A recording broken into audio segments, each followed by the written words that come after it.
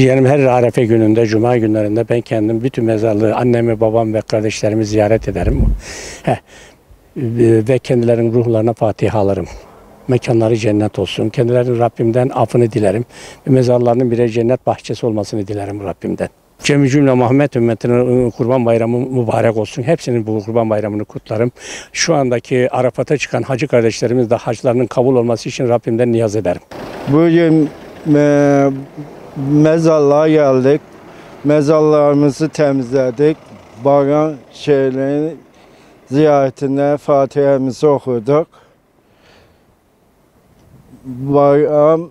Kurban Bayramı İslamiyet'i kutlu olsun yani.